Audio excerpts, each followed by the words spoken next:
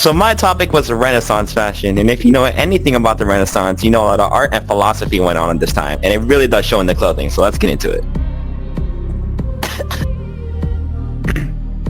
So, what did they wear in the Renaissance? In the Renaissance, ornamental flourishes, I think is what it's called, was very popular, such as feathers and laces, while the women would wear a lot of flowy dresses with veils and barrettes in their hair.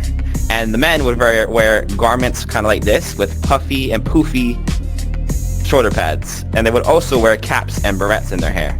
So that's what they wore in the Renaissance. Next up. Now that I told you what they wore, what are some of the things that went on at this time that impacted their clothing choices? Let's take a look. The fall of Constantinople in 1453, the discovery of the New World in 1492, ushering in the Age of Exploration. And at this time period, what you wore showed other people what your social class was, whether you were rich, poor, or working class. Renaissance fashion and paintings have been re-inspired by looks such as the bowing, Juliet sleeves, chiffon. Now that we've seen what went down in the Renaissance, let's look at the fashion icons at this time, the people who are really inspiring people with their fashion. Let's look at it. The delicate layers of rich fabrics and huge exaggerated silhouettes worn by Henry VIII define the aesthetic of the Tudor era for both men and women's fashion.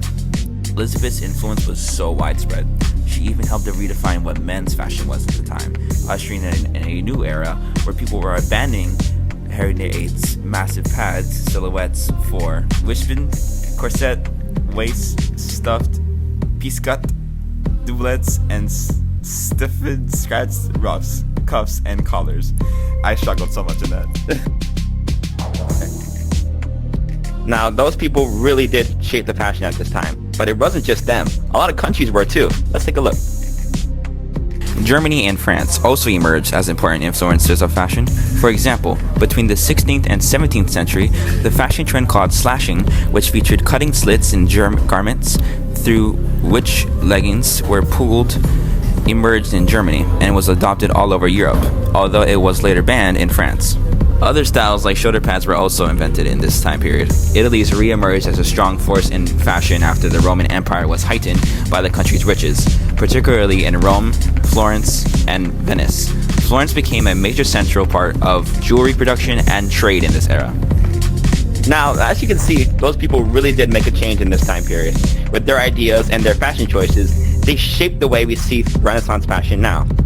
Now, what were some of the materials we see at this time period? Well, cotton, wool, silk, and linens were some of the biggest materials used at this time period. I mean, everyone was using them. You heard me talk a lot about the trends at this time, but what were some of the beauty trends?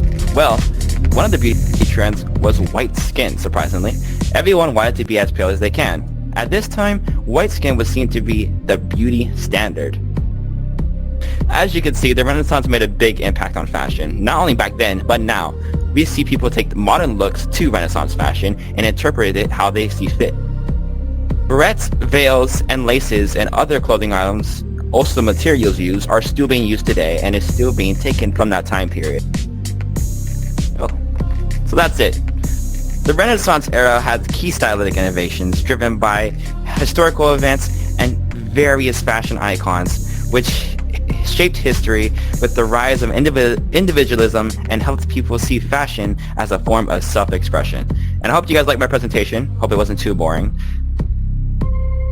Let's get into it.